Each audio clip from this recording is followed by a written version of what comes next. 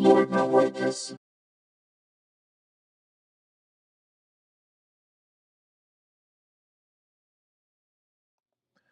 This is going to be a really difficult video to do because I'm going to try to keep it as brief as possible.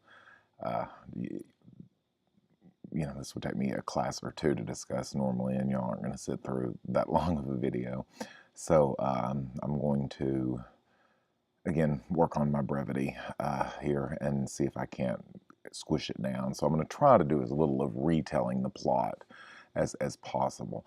Edith Wharton, who wrote the other two, is also wrote The House of Mirth, the novel, very famous novel, and Ethan Frome, which is another very famous novel. Was very, very successful in her life, generally writing about upper class people and that kind of stuff. Now, one of the things that I will do here is constantly get the three men's names confused, and rather than start recording over every time, we're just going to bear through it. So bear with me on this one. But the basis of this story really is based on one of the first stories that actually dealt with divorce. Because at this time, I was doing a little research, and New York was one of the few states when this was written that divorce was actually legal and was becoming widespread. In fact, it wasn't until 2010 that the state of New York actually had a no-fault divorce. So when this was written, to get a divorce, you had to prove, infidelity or abuse or something else. To actually be divorced, and that plays a major role in this as we move through.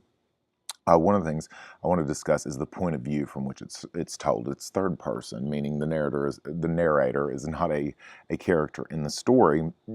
But it's interesting because it seems to, even though Edith Wharton was a woman, she seems to tell the story from Waythorn's perspective, the husband's perspective, not the wife. So we really don't get any insight on what she's thinking.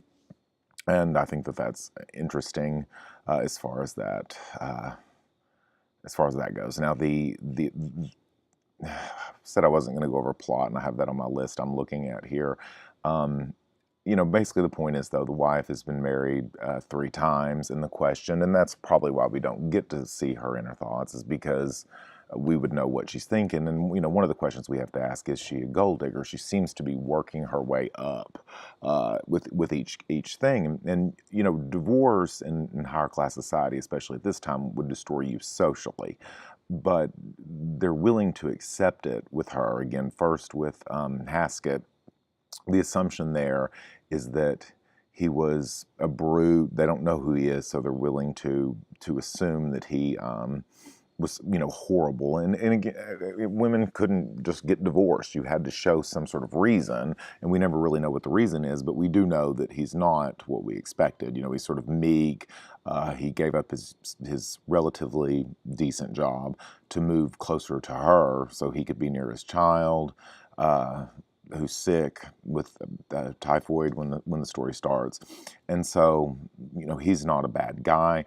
Varick, when she was married to Varick, who was upper class but not as rich as Waythorn, again, they said, we're going to accept this divorce because he's not the marrying type. Again, the implication there is that he's sort of a ladies' man and probably cheated on her and that kind of stuff. So there are those issues. Now, we're dealing with two major things I want to follow through this story that I think are really important, and one of which is Waythorn having to deal with all of this, that internal monologue. But what you find is that every time he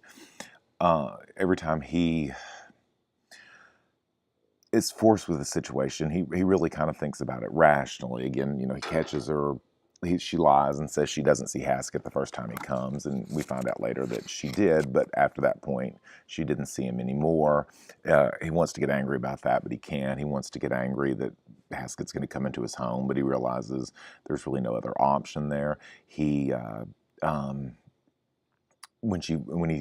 socializing and she's talking to Varick, her second husband, he gets angry at that, and of course she says, I won't do it again if you don't want me to, but what other options do I have? Am I supposed to ignore him at events? Are we supposed to not come? And he realizes, again, that she's being rational. And that's part of the problem with her, is that she's too malleable and too rational. And then he says at one point, or thinks at one point, that she, maybe being married to one wife who's good at it, but sharing her with two other husbands is better than a wife that isn't good at being married.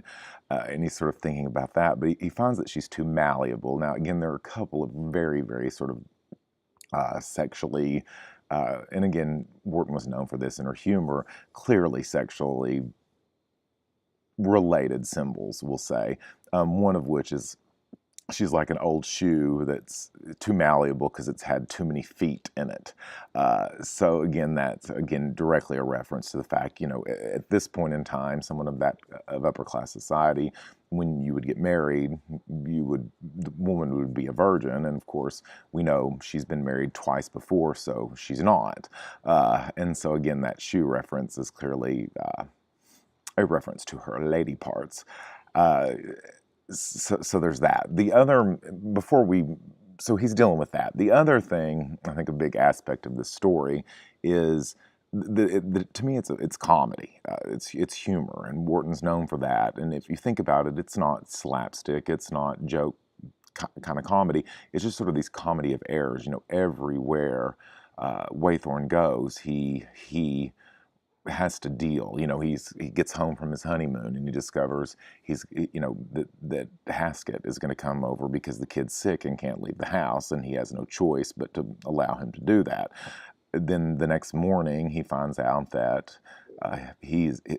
from Varick that his boss is ill, and he didn't even know, or know that. Or his partner, he didn't even know that he was ill, and he had to be told by his wife's ex-husband. Then it turns out that he's got to take over his account as part of business, so there's that aspect. So that makes everything sort of come together, and he's constantly, everywhere he turns around, he's being faced again by one of these men. And again, that goes back to Edith Wharton's whole idea of divorce here and having to deal with that. And I think that's something that we can definitely relate to today, but something that was written about before. We have a lot of baby moms out there and divorces and kids from divorce, and you realize once you're married to that person, if you marry a woman with kids, or a man with children, you're going to have to deal with the other parent at some point, and they become a major part of your life. My mother had been married before, and my sister is my half-sister, and oddly, my dad and her ex-husband were good friends and actually living together when they met. When my dad said, "Why'd you leave her?" and they could I ask her out? And her ex-husband said, sure. And they ended up getting married. So again, I grew up in a weird situation like that. And, where my dad has to accept that his friend was married to his now wife. And, my parents are still together, and we still see, in fact, her ex-husband built our house. So interesting sort of situation, but it's something that a lot of people deal with today. But really, Edith Wharton was one of the very first people to address this situation. The ending of the story, I think, is really interesting and kind of hilarious if you think about it. The cigar lighting, okay, in literature and in art and in other areas, statues, that kind of thing. Anything that is longer than it is wide can often be seen as a phallic symbol. And again, phallus, penis, is a sign of masculinity, okay? Sometimes it could be a penis, sometimes it could just be male. Again, think of the Washington Monument, the father of our country, and we have this long, monument to him that doesn't look like a penis, right? But it's definitely a sign of masculinity, okay? And so Freud is very famous for a quote where he said, sometimes a cigar is just a cigar, meaning it doesn't always have to symbolize, it does not always have to be a phallic symbol, but a cigar, we could go back to the Bill Clinton thing, if y'all can remember that, a cigar is sometimes a symbol of that. And I think what's really interesting is at the end you have this really funny scene where not only is he having to deal with Haskett, who's come in. And is in his study because there's no place else to go. There's a water leak or a plumbing issue or whatever. And then the next thing you know, Varick comes in, and so you have all three husbands in the room at the same time, and only Waythorn's match, light, or whatever the situation was there, is the only one that doesn't work, or the only one that works. And so basically he lights his cigar, and then the other two men use the same flame. So you have this phallic symbol of a cigar, all three kind of going into the same flame, if you get my drift on what Edith Wharton is doing there. And then, of course, in comes Alice, the wife, to serve tea, and she serves, if you'll notice, and again, properly, you would serve your husband last when you had company, and so she serves Haskett first, which was the first husband, then she serves Varick, and then she serves her own husband, Waythorn, last. And so and then you'll notice what happens there is Waythorn it laughs. And again, that really gives us our resolution. I say again and again in classes, a good author does not tell you what's going to happen. One of the signs of a movie is terrible is when during the closing credits, they give, the future update. This person did this and this person did that. They don't do that in good movies, right? Or in good literature. We don't have to know how everything ends. But we can tell from him seeing this, he realizes, he's the third to get served here. But he laughs because he realizes, as he said earlier, this is something that he's going to have to be accepting of. And so we can assume as readers from his behavior here that he accepts this situation, and he has learned to live with it, and is finding the humor in it in a way. So again, great story. I really like Edith Wharton a lot, and I would suggest, if you have some time over the Christmas break or over the summer, picking up The House of Mirth or Ethan Frome, which is very, very short for a novel. The House of Mirth, not so much. And giving Edith Wharton a shot at some of her other stuff, because I think after a while you'll start to pick up on the humor and other things like that. So until next time, have a good one.